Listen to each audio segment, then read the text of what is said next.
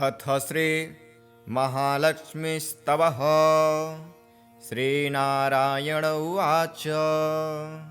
देवी त्वां स्तोतुमिच्छामि न क्षमः स्तोतुमीश्वरः। बुद्धेरगोचरां सूक्ष्मां तेजोरूपां सनातनीम् अत्यनिर्वचनीयां च को वा निर्वक्तुमीश्वरः। स्वेच्छामयीं निराकारं भक्तानुग्रहविग्रहां स्तौमि वाङ्गनसुःपारां किं वाहं जगदम्बिके। परां चतुर्णां वेदानां पारबीजं भवार्णवे सर्वस्याधिदेवीं च सर्वासामपि सम्पदां योगिनां चैव योगानां ज्ञानानां ज्ञानिनां तथा वेदानां वै वेदविदां जननीं वर्णयामि किं यया विना जगत्सर्वं बीजं निष्फलं ध्रुवम् यथा स्तनं धयानां च विना मात्रा सुखं भवेत् प्रसीद जगतां माता रक्षास्मानतिकातरान् वयं तत्चरणाम्भोजे प्रपन्ना शरणं गतः। नमः शक्तिस्वरूपायै जगन्मात्रे नमो नमः। ज्ञानदायै बुद्धिदायै सर्वदायै नमो नमः। हरिभक्तिप्रदायिन्यै मुक्तिदायै नमो नमः। सर्वज्ञायै सर्वदायै महालक्ष्म्यै नमो नमः। कुपुत्रः कुत्रचित् सन्ति न कुत्रापि कुमातरः। कुत्र माता पुत्रदोषं तं विहाय च गच्छति। स्तनन्धनेभ्यः इव मे हे मातर्देहि दर्शनं। कृपां कुरु कृपासिन्धो त्वमस्मान् भक्तवत्सले। इत्येवं कथितं वत्स पद्यायाश्च शुभावहं। सुखदं मोक्षदं सारं शुभदं सम्पदः प्रदम्। इदं स्तोत्रं महापुण्यं पूजाकाले च यः पठेत् महालक्ष्मीर्गृहं तस्य न जहाति कदाचन। अथ श्री धनलक्ष्मीस्तोत्रम्। श्रीधनदा उवाच। देवी देवमुपागम्य नीलकण्ठं मम प्रियं कृपया पार्वती प्राह शङ्करं करुणाकरं। श्रीदेव्युवाच। ब्रूहि वल्लभसाधूनां दरिद्राणां कुटुम्बिनां दरिद्रदलनोपायं मञ्जसैव धनप्रदम्। श्रीशिव उवाच। पूजयन् पार्वती वाक्य वेदमाह महेश्वरः उचितं जगदम्बासि तव भूतानुकम्पया। सचीतं सानुजं रामं साञ्जनेयं सहानुगं प्रणम्य परमानन्दं वक्ष्येऽहं स्तोत्रमुत्तमं। धनदं श्रद्धधानानां सद्यः सुलभकारकं योगक्षेमकरं सत्यं सत्यमेव वचो मम। पठन्तः पाठयन्तोऽपि ब्रह्मणैरास्तिकोत्तमैः धनलाभो भवेदाशु नाशमेति दरिद्रता। शुभवास भवां भूत्यै भक्तिकल्पलतां शुभां प्रार्थयेत्तां यथा कामं कामधेनुस्वरूपिणीं। धन दे देवी दानशीले दयाकरे त्वं प्रसीद महेशानि यदर्थं प्रार्थयाम्यहं। धरामराप्रिये पुण्ये धन्ये धनदपूजिते सुधनं धार्मिके देहि यजमानाय सत्वरम्। रम्ये रुद्रप्रिये रूपे रामरूपे रतिप्रिये शिखी सख मनोमूर्ते प्रसीद प्रणते मयि। आरक्तचरणाम्भोजे सिद्धिसर्वार्थदायिके दिव्याम्बरधरे दिव्ये दिव्यमाल्यानुशोभिते समस्तगुणसम्पन्ने सर्वलक्षणलक्षिते शरच्चन्द्रमुखे नीले नीलनीरजलोचने चञ्चरीकचमुचारु श्रीहारकुटिलालके मत्ते भगवती मातः कलकण्ठरवामृते हासावलोकनैर्दिव्ये भक्तचिन्तापहारिके रूपलावण्यतारुण्य कारुण्यगुणभाजने क्वणत्कङ्कणमञ्जीरे लसल्लीलाकराम्बुजे रुद्रप्रकाशिते तत्त्वे धर्माधारे धरालये प्रयच्छ यजमानाय धनं धर्मैकसाधनं मातस्त्वं मे विलम्बेन दिशस्व जगदम्बिके कृपया करुणागारे प्रार्थितं कुरु मे शुभे वसुधे वसुधारूपे वसुवासववन्दिते धनदे यजमानाय वरदे वरदा भव ब्रह्मणे ब्राह्मणे पूज्ये पार्वती शिवशङ्करे स्तोत्रं दरिद्रताव्याधि समनं सुधनप्रदं श्रीकरे शङ्करे श्रीदे प्रसीद मयि किङ्करे पार्वती सप्रसादेन सुरेश किङ्करेरितं श्रद्धया ये पठिष्यन्ति पाठयिष्यन्ति भक्तितः सहस्रमयुतं लक्षं धनलाभो भवेद्ध्रुवं धनदाय नमस्तुभ्यं निधिपद्माधिपाय च भवन्तु त्वत्प्रसादान्मे धनधान्यादिसम्पदः इति श्री धनलक्ष्मीस्तोत्रम्। अथ श्री महालक्ष्मी कवचम्। अस्य श्री महालक्ष्मी कवच मंत्रस्य ब्रह्मा ऋषिः गायत्री छन्दः महालक्ष्मीर्देवता श्री महालक्ष्मी प्रीत्यर्थं जपे विनियोगः।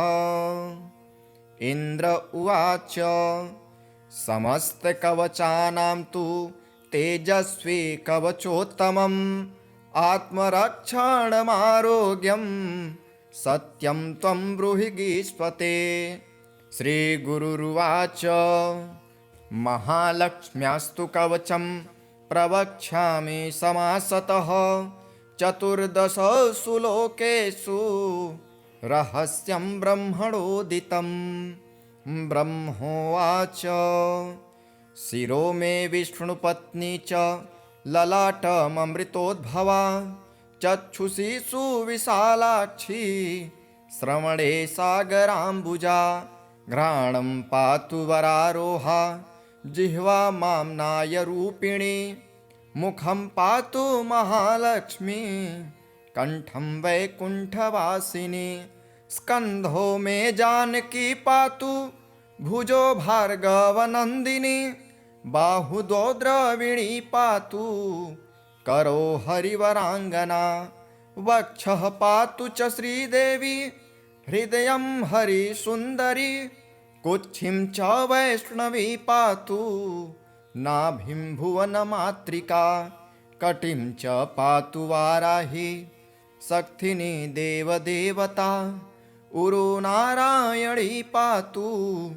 जानुनी चन्द्रसोदरी इंदिरा पातु जंघे में पादो भक्त नमस्कृता नखान्ते तेजस्विनी पातु सर्वांग करुणामयी ब्रह्मणा लोकरक्षार्थं निर्मितं कवचं श्रियः ये पठन्ति महात्मानः ते च धन्या जगत्त्रये कवचेनावृताङ्गानां जनानां जयदा सदा मातेव सर्वसुखदा भव त्वममरेश्वरी भूयः सिद्धिमवाप्नोति पूर्वोक्तं ब्रह्मणा स्वयं।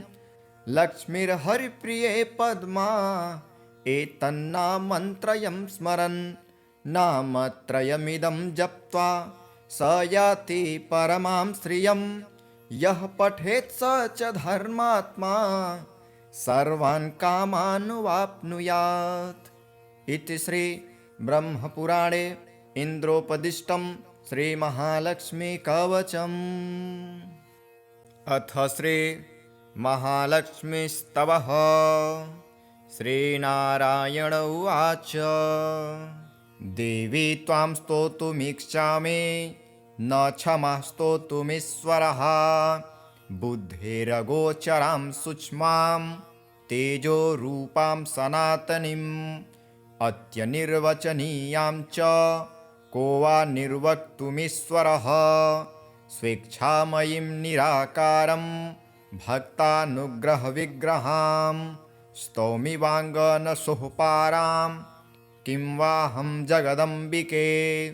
परां चतुर्णां वेदानां पारबीजं भवार्णवे।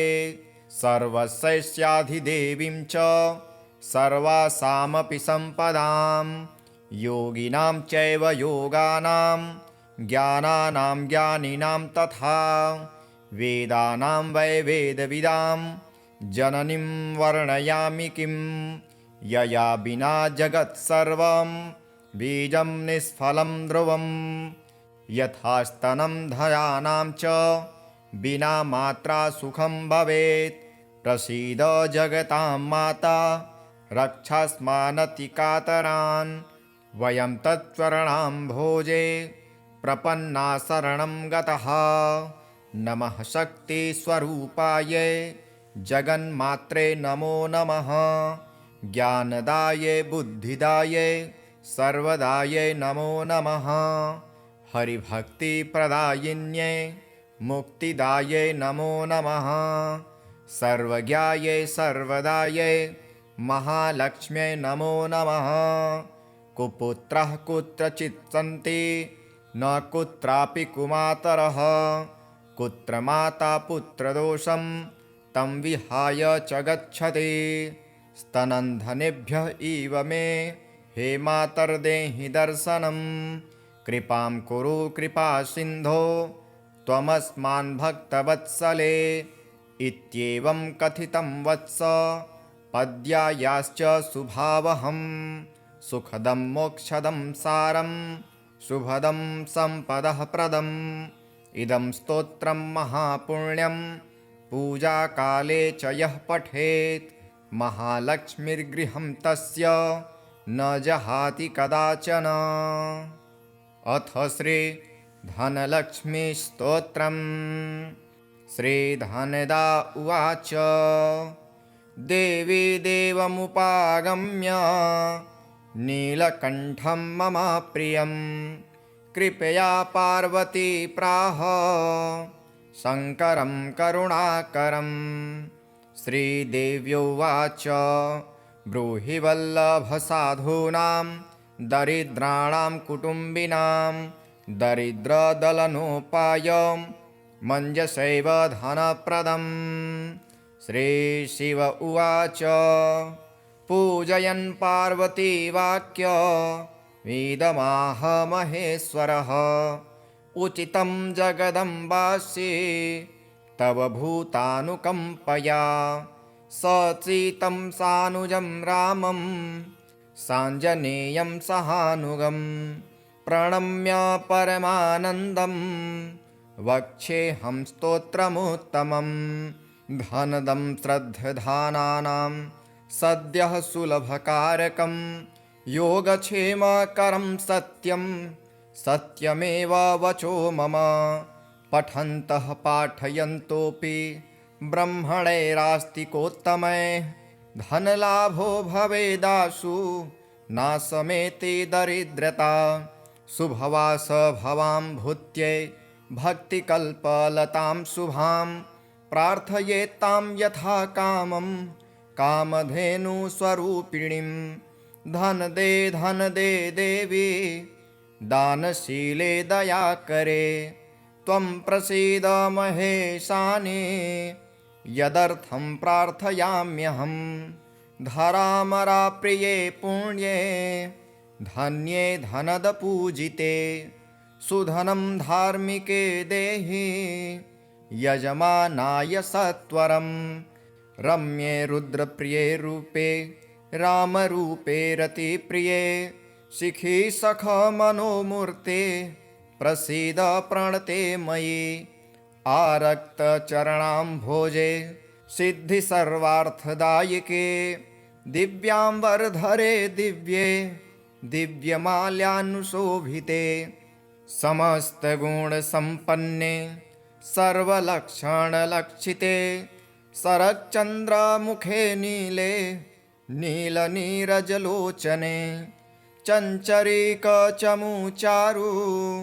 श्रीहारकुटिलालके मत्ते भगवती मातः कलकण्ठरवामृते हासावलोकनैर्दिव्ये भक्तचिन्तापहारिके रूपलावण्यतारुण्य कारुण्यगुणभाजने क्वणत्कङ्कणमञ्जीरे लसल्लीलाकराम्बुजे रुद्रप्रकाशिते तत्त्वे धर्माधारे धरालये प्रयच्छ यजमानाय धनं धर्मैकसाधनं मातस्त्वं मे विलम्बेन दिशस्व जगदम्बिके कृपया करुणागारे प्रार्थितं कुरु मे शुभे वसुधे वसुधारूपे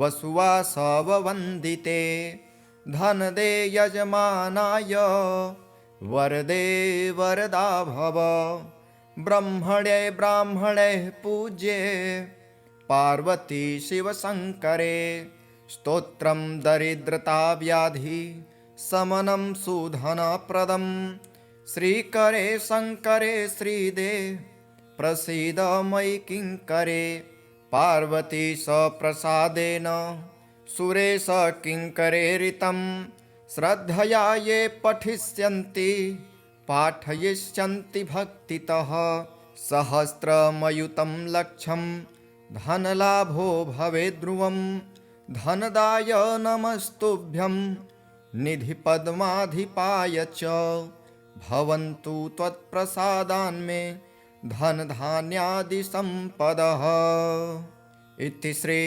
धनलक्ष्मीस्तोत्रम्। अथ श्री महालक्ष्मी कवचम्।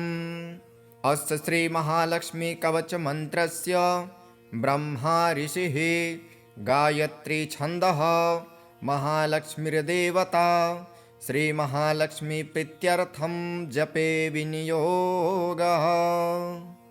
इंद्र उवाच समस्तकवचानां तु तेजस्वी कवचोत्तमम् आत्मरक्षणमारोग्यं सत्यं त्वं ब्रूहि गीष्पते।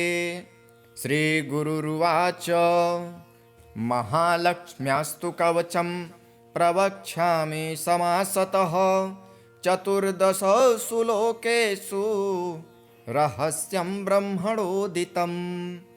ब्रह्मोवाच शिरो मे विष्णुपत्नी च ललाटममृतोद्भवा चक्षुषी सुविशालाक्षी श्रवणे सागराम्बुजा घ्राणं पातु वरारोहा जिह्वा माम्नायरूपिणी मुखं पातु महालक्ष्मी कंठं वैकुण्ठवासिनी स्कन्धो मे जानकी पातु भुजो भार्गवनन्दिनी बाहुदो द्रविणी पातु करो हरिवराङ्गना वक्षः पातु च श्रीदेवी हृदयं हरिसुन्दरी कुक्षिं च वैष्णवी पातु नाभिं भुवनमातृका कटिं च पातु वाराही शक्तिनी देवदेवता उरुनारायणी पातु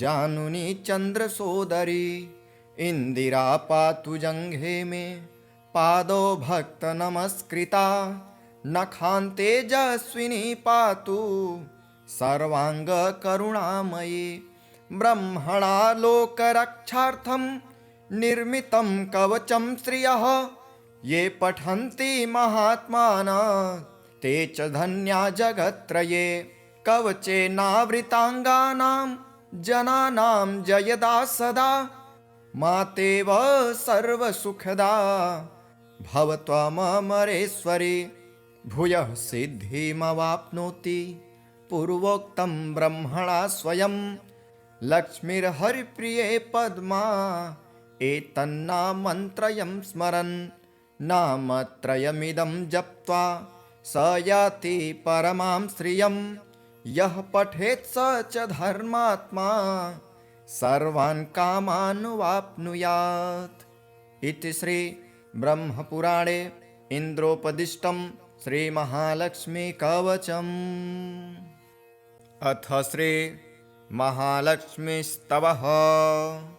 श्रीनारायण उवाच देवी त्वां स्तोतुमीक्षामि न क्षमा स्तोतुमीश्वरः बुद्धेरगोचरां सूक्ष्मां तेजोरूपां सनातनीम् अत्यनिर्वचनीयां च को वा निर्वक्तुमीश्वरः स्वेच्छामयीं निराकारं भक्तानुग्रहविग्रहां स्तौमि वाङ्गनसुःपारां किं वाहं जगदम्बिके परां चतुर्णां वेदानां पारबीजं भवार्णवे सर्वस्याधिदेवीं च सर्वासामपि सम्पदां योगिनां चैव योगानां ज्ञानानां ज्ञानिनां तथा वेदानां वै वेदविदां जननीं वर्णयामि किं यया विना जगत्सर्वं बीजं निष्फलं ध्रुवं यथा स्तनं धयानां च विना मात्रा सुखं भवेत् प्रसीद जगतां माता रक्षास्मानतिकातरान् वयं तच्चरणाम्भोजे प्रपन्ना शरणं गतः नमः शक्तिस्वरूपाय जगन्मात्रे नमो नमः ज्ञानदाये बुद्धिदाये सर्वदाये नमो नमः हरिभक्तिप्रदायिन्ये मुक्तिदाये नमो नमः सर्वज्ञाये सर्वदाये महालक्ष्म्यै नमो नमः कुपुत्रः कुत्रचित् सन्ति न कुत्रापि कुमातरः कुत्र माता पुत्रदोषं तं विहाय च गच्छति स्तनन्धनेभ्यः इव मे हे मातर्देहि दर्शनं कृपां कुरु कृपासिन्धो त्वमस्मान् भक्तवत्सले इत्येवं कथितं वत्स पद्यायाश्च सुभावहं सुखदं मोक्षदं सारं शुभदं सम्पदः प्रदम् इदं स्तोत्रं महापुण्यं पूजाकाले च यः पठेत् महालक्ष्मीर्गृहं तस्य न जहाति कदाचन। अथ श्री धनलक्ष्मीस्तोत्रम्। श्रीधनदा उवाच देवी देवमुपागम्य नीलकण्ठं मम प्रियं कृपया पार्वती प्राह शङ्करं करुणाकरं श्रीदेव्योवाच ब्रूहि वल्लभसाधूनां दरिद्राणां कुटुम्बिनां दरिद्रदलनोपायं मञ्जसैव धनप्रदम् श्रीशिव उवाच पूजयन् पार्वतीवाक्य वेदमाह महेश्वरः उचितं जगदम्बासि तव भूतानुकम्पया सचीतं सानुजं रामं साञ्जनेयं सहानुगं प्रणम्य परमानन्दं वक्ष्येऽहं स्तोत्रमुत्तमं धनदं श्रद्धधानानां सद्यः सुलभकारकं योगक्षेमकरं सत्यं सत्यमेव वचो मम पठन्तः पाठयन्तोऽपि ब्रह्मणैरास्तिकोत्तमैः धनलाभो भवेदाशु नाशमेति दरिद्रता शुभवास भवां भूत्यै भक्तिकल्पलतां शुभां प्रार्थयेत्तां यथा कामं कामधेनुस्वरूपिणीं धन दे देवी दानशीले दयाकरे त्वं प्रसीद महेशानि यदर्थं प्रार्थयाम्यहं धरामराप्रिये पुण्ये धन्ये धनदपूजिते सुधनं धार्मिके देहि यजमानाय सत्वरं रम्ये रुद्रप्रिये रूपे रामरूपे रतिप्रिये शिखी सख मनोमूर्ते प्रसीद प्रणते मयि आरक्तचरणाम्भोजे सिद्धिसर्वार्थदायिके दिव्याम्बरधरे दिव्ये दिव्यमाल्यानुशोभिते समस्तगुणसम्पन्ने सर्वलक्षणलक्षिते शरच्चन्द्रमुखे नीले नीलनीरजलोचने चञ्चरीकचमुचारु श्रीहारकुटिलालके मत्ते भगवती मातः कलकण्ठरवामृते हासावलोकनैर्दिव्ये भक्तचिन्तापहारिके रूपलावण्यतारुण्य कारुण्यगुणभाजने क्वणत्कङ्कणमञ्जीरे लसल्लीलाकराम्बुजे रुद्रप्रकाशिते तत्त्वे धर्माधारे धरालये प्रयच्छ यजमानाय धनं धर्मैकसाधनं मातस्त्वं मे विलम्बेन दिशस्व जगदम्बिके कृपया करुणागारे प्रार्थितं कुरु मे शुभे वसुधे वसुधारूपे वसुवासववन्दिते धनदे यजमानाय वरदे वरदा भव ब्रह्मणे ब्राह्मणे पूज्ये पार्वती शिवशङ्करे स्तोत्रं दरिद्रताव्याधि समनं सुधनप्रदं श्रीकरे शङ्करे श्रीदे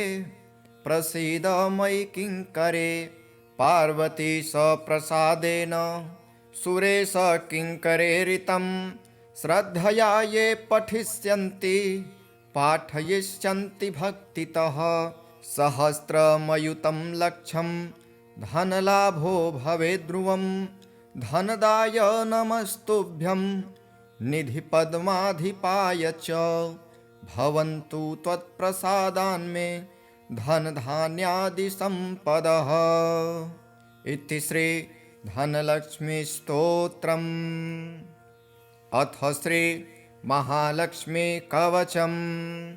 अस्य श्री महालक्ष्मी कवच मंत्रस्य ब्रह्मा ऋषिः गायत्री छन्दः महालक्ष्मीर्देवता श्री महालक्ष्मी प्रीत्यर्थं जपे विनियोगः।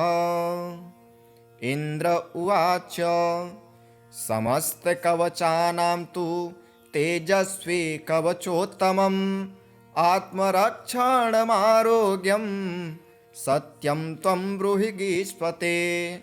श्रीगुरुरुवाच महालक्ष्म्यास्तु कवचं प्रवक्ष्यामि समासतः 14 लोकेषु रहस्यं ब्रह्मणोदितं। ब्रह्मोवाच शिरो मे विष्णुपत्नी च ललाटममृतोद्भवा चक्षुषी सुविशालाक्षी श्रवणे सागराम्बुजा घ्राणं पातु वरारोहा जिह्वा माम्नायरूपिणी मुखं पातु महालक्ष्मी कंठं वैकुण्ठवासिनी स्कन्धो मे जानकी पातु भुजो भार्गवनन्दिनी बाहुद्वौ द्रविणी पातु करो हरिवराङ्गना, वक्षः पातु च श्रीदेवी हृदयं हरिसुन्दरी, कुक्षिं च वैष्णवी पातु नाभिं भुवनमातृका, कटिं च पातु वाराही शक्तिनी देवदेवता, उरो नारायणी पातु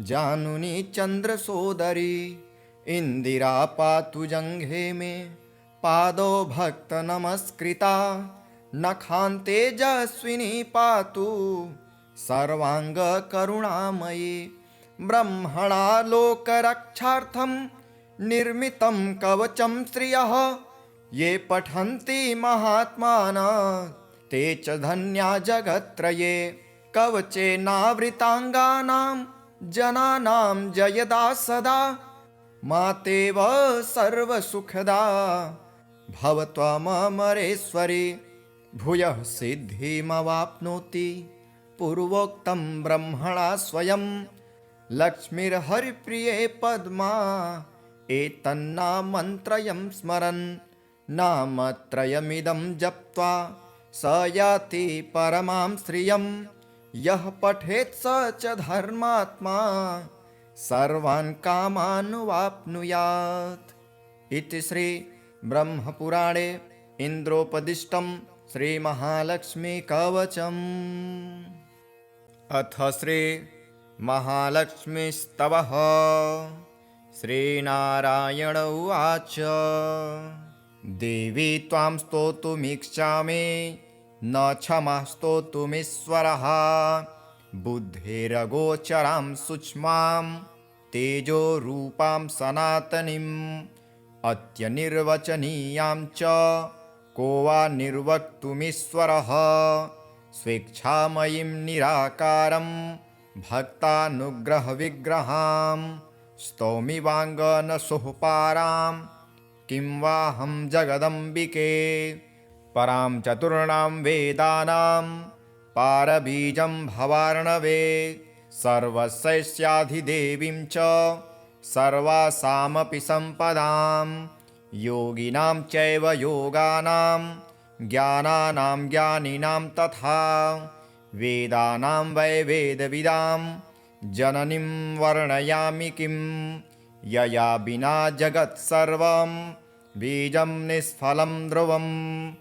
यथा स्तनं धयानां च विना मात्रा सुखं भवेत्, प्रसीद जगतां माता रक्षास्मानतिकातरान्, वयं तत्चरणाम्भोजे प्रपन्ना शरणं गतः, नमः शक्तिस्वरूपायै जगन्मात्रे नमो नमः, ज्ञानदायै बुद्धिदायै सर्वदायै नमो नमः, हरिभक्तिप्रदायिन्यै मुक्तिदायै नमो नमः, सर्वज्ञायै सर्वदायै महालक्ष्म्यै नमो नमः, कुपुत्रः कुत्रचित् सन्ति न कुत्रापि कुमातरः, कुत्र माता पुत्रदोषं तं विहाय च गच्छति, स्तनन्धनेभ्यः इव मे हे मातर्देहि दर्शनं, कृपां कुरु कृपासिन्धो त्वमस्मान् भक्तवत्सले, इत्येवं कथितं वत्स पद्यायाश्च शुभावहं, सुखदं मोक्षदं सारं शुभदं सम्पदः प्रदम्, इदं स्तोत्रं महापुण्यं पूजाकाले च यः पठेत्, महालक्ष्मीर्गृहं तस्य न जहाति कदाचन। अथ श्री धनलक्ष्मीस्तोत्रम्। श्रीधनदा उवाच। देवी देवमुपागम्य नीलकण्ठं मम प्रियं, कृपया पार्वती प्राह शङ्करं करुणाकरं। श्रीदेव्योवाच। ब्रूहि वल्लभसाधूनां दरिद्राणां कुटुम्बिनां, दरिद्रदलनोपायं मञ्जसैव धनप्रदम्। श्रीशिव उवाच। पूजयन् पार्वती वाक्य वेदमाह महेश्वरः उचितं जगदम्बासि तव भूतानुकम्पया सचीतं सानुजं रामं साञ्जनेयं सहानुगं प्रणम्य परमानन्दं वक्ष्येऽहं स्तोत्रमुत्तमं धनदं श्रद्धधानानां सद्यः सुलभकारकं योगक्षेमकरं सत्यं सत्यमेव वचो मम पठन्तः पाठयन्तोऽपि ब्रह्मणैरास्तिकोत्तमैः धनलाभो भवेदाशु नाशमेति दरिद्रता शुभवास भवां भूत्यै भक्तिकल्पलतां शुभां प्रार्थयेत्तां यथा कामं कामधेनुस्वरूपिणीं धन दे देवी दानशीले दयाकरे त्वं प्रसीद महेशानि यदर्थं प्रार्थयाम्यहं धरामराप्रिये पुण्ये धन्ये धनदपूजिते सुधनं धार्मिके देहि यजमानाय सत्वरं रम्ये रुद्रप्रिये रूपे रामरूपे रतिप्रिये शिखी सख मनोमूर्ते प्रसीद प्रणते मयि आरक्तचरणाम्भोजे सिद्धि सर्वार्थदायिके दिव्याम्बरधरे दिव्ये दिव्यमाल्यानुशोभिते समस्तगुणसम्पन्ने सर्वलक्षणलक्षिते शरच्चन्द्रमुखे नीले नीलनीरजलोचने चञ्चरीकचमुचारु श्रीहारकुटिलालके मत्ते भगवती मातः कलकण्ठरवामृते हासावलोकनैर्दिव्ये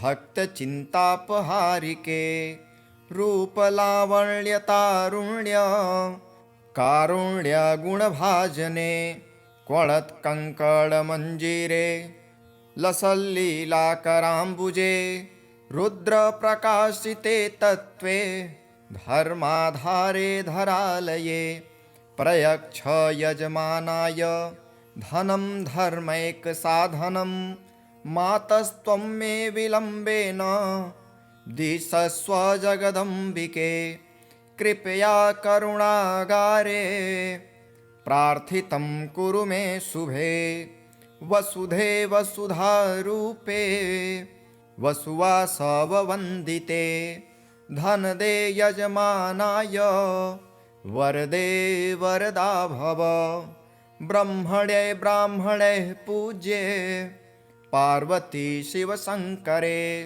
स्तोत्रं दरिद्रताव्याधि समनं सुधनप्रदं श्रीकरे शङ्करे श्रीदे प्रसीद मयि किङ्करे पार्वती सप्रसादेन सुरेश किङ्करेरितं श्रद्धया ये पठिष्यन्ति पाठयिष्यन्ति भक्तितः सहस्रमयुतं लक्षं धनलाभो भवेद्ध्रुवं धनदाय नमस्तुभ्यं निधिपद्माधिपाय च भवन्तु त्वत्प्रसादान्मे धनधान्यादिसम्पदः इति श्री धनलक्ष्मीस्तोत्रम्। अथ श्री महालक्ष्मी कवचम्। अस्य श्री महालक्ष्मी कवच मंत्रस्य ब्रह्मा ऋषिः गायत्री छन्दः महालक्ष्मीर्देवता श्री महालक्ष्मी प्रीत्यर्थं जपे विनियोगः।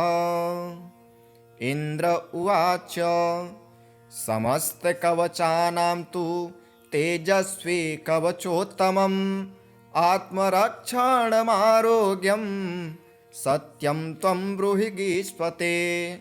श्रीगुरुरुवाच महालक्ष्म्यास्तु कवचं प्रवक्ष्यामि समासतः 14 लोकेषु रहस्यं ब्रह्मणोदितं ब्रह्मोवाच शिरो मे विष्णुपत्नी च ललाटममृतोद्भवा चक्षुषी सुविशालाक्षी श्रवणे सागराम्बुजा घ्राणं पातु वरारोहा जिह्वा माम्नायरूपिणी मुखं पातु महालक्ष्मी कंठं वैकुण्ठवासिनी स्कन्धो मे जानकी पातु भुजो भार्गवनन्दिनी बाहुदो द्रविणी पातु करो हरिवराङ्गना वक्षः पातु च श्रीदेवी हृदयं हरिसुन्दरी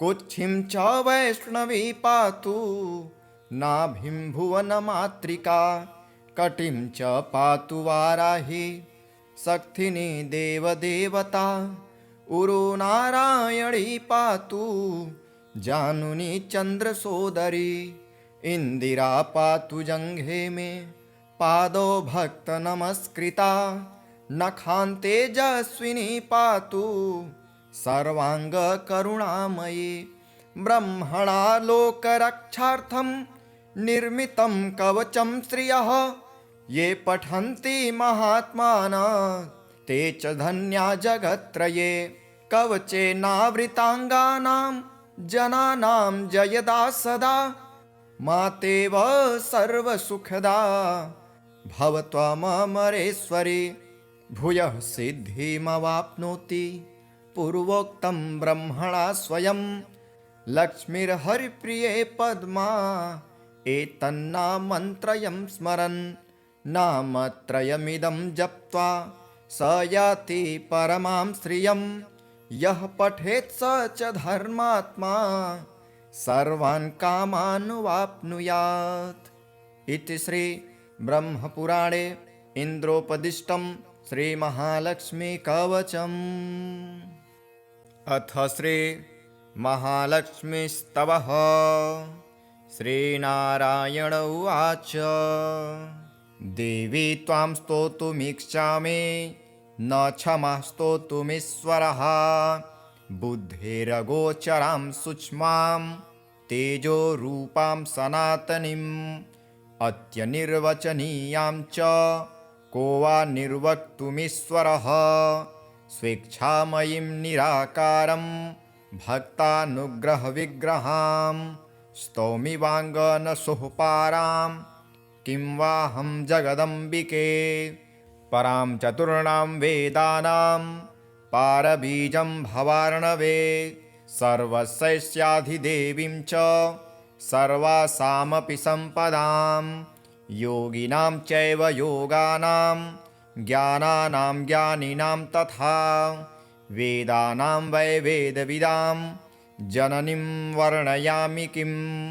यया विना जगत्सर्वं बीजं निष्फलं ध्रुवं यथा स्तनं धयानां च विना मात्रा सुखं भवेत् प्रसीद जगतां माता रक्षास्मानतिकातरान् वयं तच्चरणाम्भोजे प्रपन्ना शरणं गतः नमः शक्तिस्वरूपाय जगन्मात्रे नमो नमः ज्ञानदाये बुद्धिदाये सर्वदाये नमो नमः हरिभक्तिप्रदायिन्ये मुक्तिदाये नमो नमः सर्वज्ञाये सर्वदाये महालक्ष्म्यै नमो नमः कुपुत्रः कुत्रचित् सन्ति न कुत्रापि कुमातरः कुत्र माता पुत्रदोषं तं विहाय च गच्छति स्तनन्धनेभ्यः इव मे हे मातर्देहि दर्शनं कृपां कुरु कृपासिन्धो त्वमस्मान् भक्तवत्सले इत्येवं कथितं वत्स पद्यायाश्च सुभावहं सुखदं मोक्षदं सारं शुभदं सम्पदः प्रदम् इदं स्तोत्रं महापुण्यं पूजाकाले च यः पठेत् महालक्ष्मीर्गृहं तस्य न जहाति कदाचन। अथ श्री धनलक्ष्मीस्तोत्रम्। श्रीधनदा उवाच देवी देवमुपागम्य नीलकण्ठं मम प्रियं कृपया पार्वती प्राह शङ्करं करुणाकरं। श्रीदेव्युवाच ब्रूहि वल्लभसाधूनां दरिद्राणां कुटुम्बिनां दरिद्रदलनोपायं मञ्जसैव धनप्रदम्। श्रीशिव उवाच पूजयन् पार्वती वाक्य वीदमाह महेश्वरः उचितं जगदम्बासि तव भूतानुकम्पया सचितं सानुजं रामं साञ्जनेयं सहानुगं प्रणम्य परमानन्दं वक्ष्येऽहं स्तोत्रमुत्तमम्। धनदं श्रद्धधानानां सद्यः सुलभकारकं योगक्षेमकरं सत्यं सत्यमेव वचो मम। पठन्तः पाठयन्तोऽपि ब्रह्मणैरास्तिकोत्तमैः धनलाभो भवेदाशु नाशमेति दरिद्रता।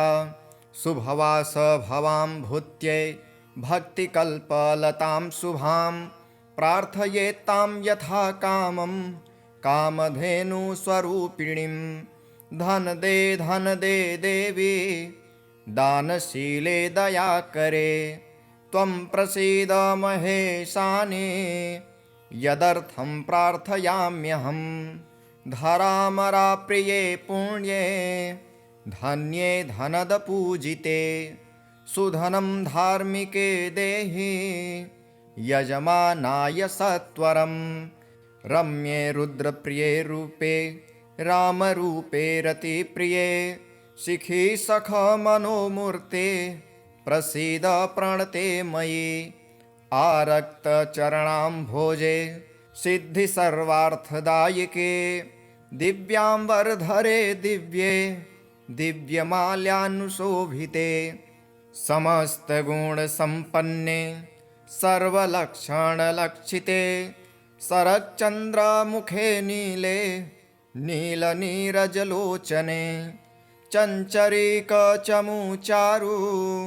श्रीहारकुटिलालके मत्ते भगवती मातः कलकण्ठरवामृते हासावलोकनैर्दिव्ये भक्तचिन्तापहारिके रूपलावण्यतारुण्य कारुण्यगुणभाजने क्वणत्कङ्कणमञ्जीरे लसल्लीलाकराम्बुजे रुद्रप्रकाशिते तत्त्वे धर्माधारे धरालये प्रयच्छ यजमानाय धनं धर्मैकसाधनं मातस्त्वं मे विलम्बेन दिशस्व जगदम्बिके कृपया करुणागारे प्रार्थितं कुरु मे शुभे वसुधे वसुधारूपे वसुवासववन्दिते धनदे यजमानाय वरदे वरदा भव ब्रह्मणे ब्राह्मणे पूज्ये पार्वती शिवशङ्करे स्तोत्रं दरिद्रताव्याधि समनं सुधनप्रदं श्रीकरे शङ्करे श्रीदे प्रसीद मयि किङ्करे पार्वती सप्रसादेन सुरेश किङ्करेरितं श्रद्धया ये पठिष्यन्ति पाठयिष्यन्ति भक्तितः सहस्रमयुतं लक्षं धनलाभो भवेद्ध्रुवं धनदाय नमस्तुभ्यं निधिपद्माधिपाय च भवन्तु त्वत्प्रसादान्मे धनधान्यादिसम्पदः। इति श्री धनलक्ष्मीस्तोत्रम्। अथ श्री महालक्ष्मी कवचम्। अस्य श्री महालक्ष्मी कवच मन्त्रस्य ब्रह्मा ऋषिः गायत्री छन्दः महालक्ष्मीर्देवता श्री महालक्ष्मी प्रीत्यर्थं जपे विनियोगः। इन्द्र उवाच समस्तकवचानां तु तेजस्वी कवचोत्तमम् आत्मरक्षणमारोग्यं सत्यं त्वं ब्रूहि गीष्पते। श्रीगुरुरुवाच महालक्ष्म्यास्तु कवचं प्रवक्ष्यामि समासतः चतुर्दशसु लोकेषु रहस्यं ब्रह्मणोदितं।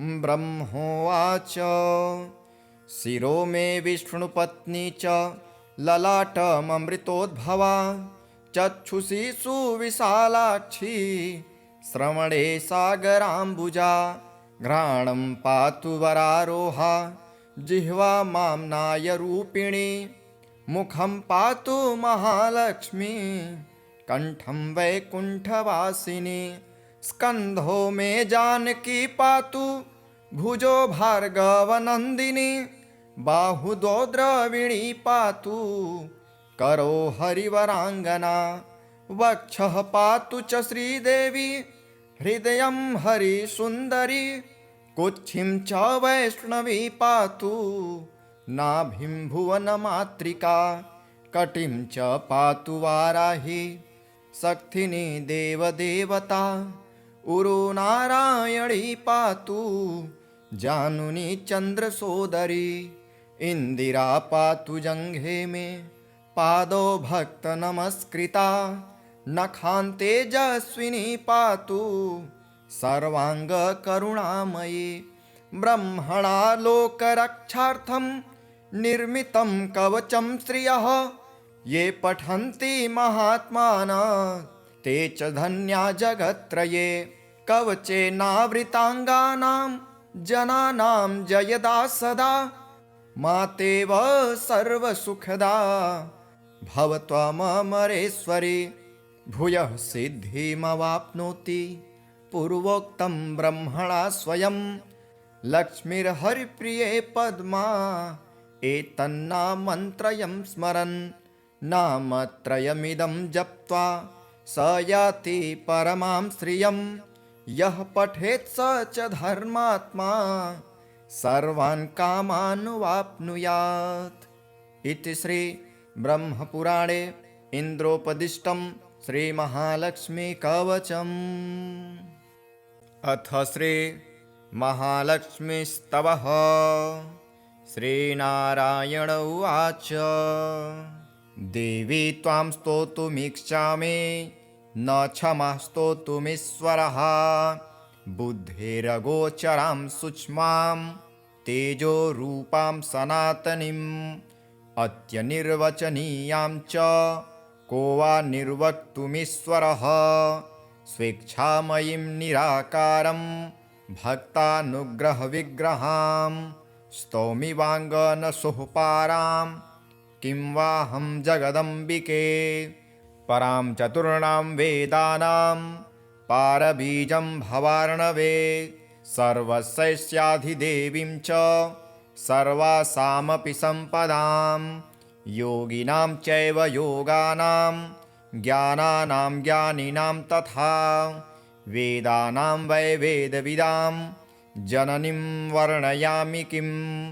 यया विना जगत्सर्वं बीजं निष्फलं ध्रुवं यथा स्तनं धयानां च विना मात्रा सुखं भवेत् प्रसीद जगतां माता रक्षास्मानतिकातरान् वयं तत्चरणाम्भोजे प्रपन्ना शरणं गतः नमः शक्तिस्वरूपाय जगन्मात्रे नमो नमः ज्ञानदाये बुद्धिदाये सर्वदाये नमो नमः हरिभक्तिप्रदायिन्ये मुक्तिदाये नमो नमः सर्वज्ञाये सर्वदाये महालक्ष्म्यै नमो नमः कुपुत्रः कुत्रचित् सन्ति न कुत्रापि कुमातरः कुत्र माता पुत्रदोषं तं विहाय च गच्छति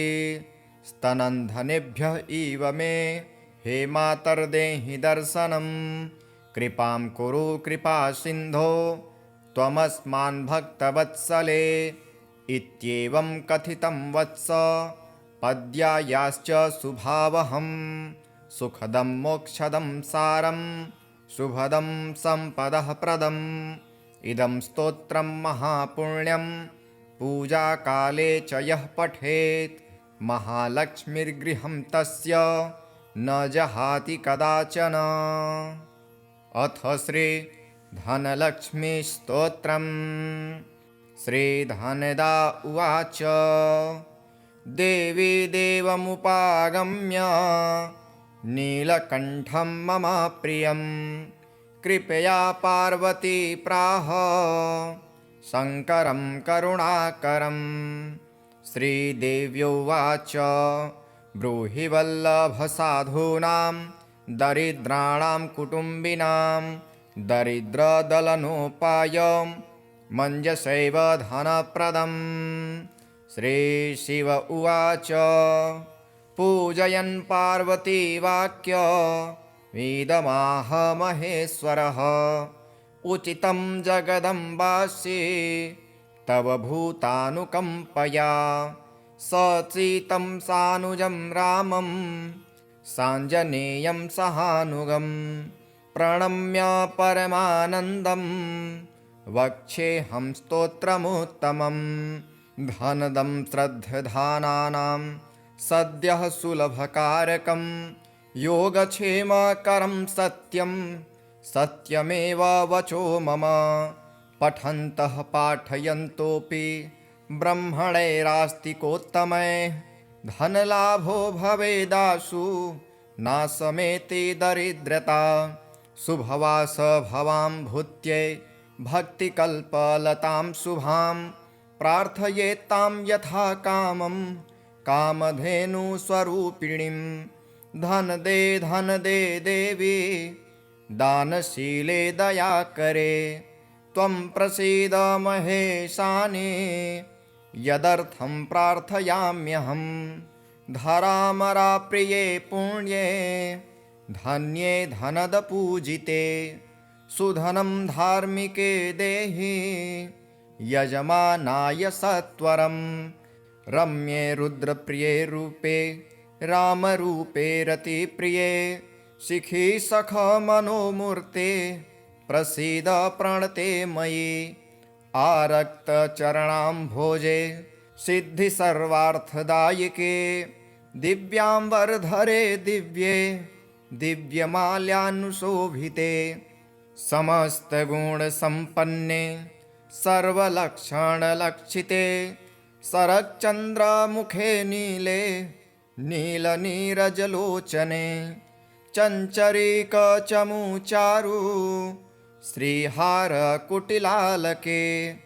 मत्ते भगवती मातः कलकण्ठरवामृते हासावलोकनैर्दिव्ये भक्तचिन्तापहारिके रूपलावण्यतारुण्य कारुण्यगुणभाजने क्वणत्कङ्कणमञ्जीरे लसल्लीलाकराम्बुजे रुद्रप्रकाशिते तत्त्वे धर्माधारे धरालये प्रयच्छ यजमानाय धनं धर्मैकसाधनं मातस्त्वं मे विलम्बेन दिशस्व जगदम्बिके कृपया करुणागारे प्रार्थितं कुरु मे शुभे वसुधे वसुधारूपे वसुवासववन्दिते धनदे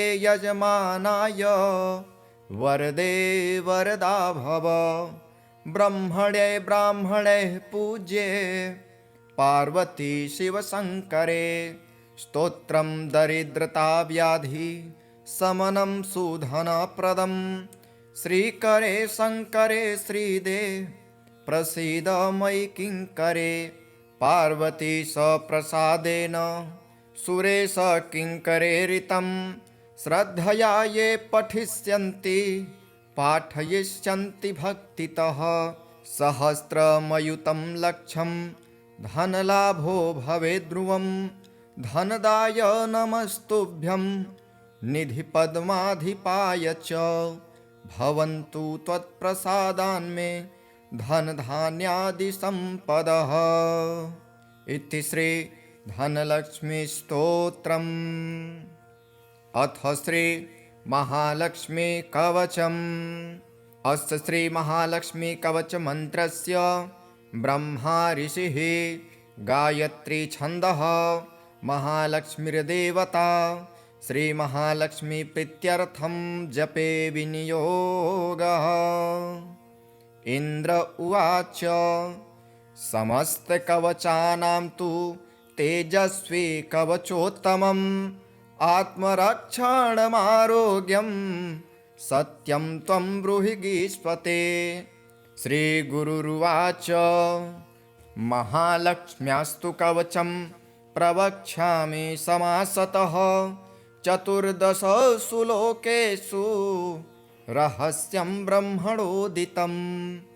ब्रह्मोवाच शिरो मे विष्णुपत्नी च ललाटममृतोद्भवा चक्षुषी सुविशालाक्षी श्रवणे सागराम्बुजा घ्राणं पातु वरारोहा जिह्वा माम्नायरूपिणी मुखं पातु महालक्ष्मी कंठं वैकुण्ठवासिनी स्कन्धो मे जानकी पातु भुजो भार्गवनन्दिनी बाहुदो द्रविणी पातु करो हरिवराङ्गना वक्षः पातु च श्रीदेवी हृदयं हरिसुन्दरी कुक्षिं च वैष्णवी पातु नाभिं भुवनमातृका कटिं च पातु वाराही शक्तिनी देवदेवता उरो नारायणी पातु जानुनी चन्द्रसोदरी इंदिरा पातु जङ्घे मे पादौ भक्त नमस्कृता नखान्तेजस्विनी पातु सर्वांग करुणामयी ब्रह्मणा लोकरक्षार्थं निर्मितं कवचं श्रियः ये पठन्ति महात्मानः ते च धन्या जगत्त्रये कवचेनावृताङ्गानां जनानां जयदा सदा मातेव सर्वसुखदा भवत्वमरेश्वरी भूयः सिद्धिमवाप्नोति पूर्वोक्तं ब्रह्मणा स्वयं लक्ष्मीर्हरिप्रिये पद्मा एतन्नामन्त्रयं स्मरन् नामत्रयमिदं जप्त्वा स याति परमां श्रियं यः पठेत् स च धर्मात्मा सर्वान् कामानुवाप्नुयात्। इति श्री ब्रह्मपुराणे इन्द्रोपदिष्टं श्री महालक्ष्मी कवचम्। अथ श्री महालक्ष्मी स्तवः। श्रीनारायण उवाच देवी त्वां स्तोतुमीक्षामि न क्षमा स्तोतुमीश्वरः बुद्धिरगोचरां सूक्ष्मां तेजोरूपां सनातनीम् अत्यनिर्वचनीयां च को वा निर्वक्तुमीश्वरः स्वेच्छामयीं निराकारं भक्तानुग्रहविग्रहां स्तौमि वाङ्गनसुःपारां किं वाहं जगदम्बिके परां चतुर्णां वेदानां पारबीजं भवार्णवे सर्वस्याधिदेवीं च सर्वासामपि सम्पदां योगिनां चैव योगानां ज्ञानानां ज्ञानिनां तथा वेदानां वै वेदविदां जननीं वर्णयामि किं यया विना जगत्सर्वं बीजं निष्फलं ध्रुवं यथा स्तनं धयानां च विना मात्रा सुखं भवेत् प्रसीद जगतां माता रक्षास्मानतिकातरान् वयं तत्चरणाम्भोजे प्रपन्ना शरणं गतः नमः शक्तिस्वरूपाय जगन्मात्रे नमो नमः ज्ञानदाये बुद्धिदाये सर्वदाये नमो नमः हरिभक्तिप्रदायिन्ये मुक्तिदायै नमो नमः। सर्वज्ञायै सर्वदायै महालक्ष्म्यै नमो नमः। कुपुत्रः कुत्रचित् सन्ति न कुत्रापि कुमातरः। कुत्र माता पुत्रदोषं तं विहाय च गच्छति। स्तनन्धनेभ्यः इव मे हे मातर्देहि दर्शनं। कृपां कुरु कृपासिन्धो त्वमस्मान् भक्तवत्सले। इत्येवं कथितं वत्स पद्यायाश्च शुभावहं। सुखदं मोक्षदं सारं शुभदं सम्पदः प्रदम्। इदं स्तोत्रं महापुण्यं पूजाकाले च यः पठेत् महालक्ष्मीर्गृहं तस्य न जहाति कदाचन। अथ श्री धनलक्ष्मीस्तोत्रम्। श्रीधनदा उवाच देवी देवमुपागम्य नीलकण्ठं मम प्रियं कृपया पार्वती प्राह शङ्करं करुणाकरं। श्रीदेव्योवाच ब्रूहि वल्लभसाधूनां दरिद्राणां कुटुम्बिनां दरिद्रदलनोपायं मञ्जसैव धनप्रदम्। श्रीशिव उवाच पूजयन् पार्वती वाक्य वेदमाह महेश्वरः उचितं जगदम्बासि तव भूतानुकम्पया। सचीतं सानुजं रामं साञ्जनेयं सहानुगं प्रणम्य परमानन्दं वक्षेऽहं स्तोत्रमुत्तमं। धनदं श्रद्धधानानां सद्यः सुलभकारकं योगक्षेमकरं सत्यं सत्यमेव वचो मम। पठन्तः पाठयन्तोऽपि ब्रह्मणैरास्तिकोत्तमैः धनलाभो भवेदाशु नाशमेति दरिद्रता। शुभवास भवां भूत्यै भक्तिकल्पलतां शुभां प्रार्थयेत्तां यथा कामं कामधेनुस्वरूपिणीं।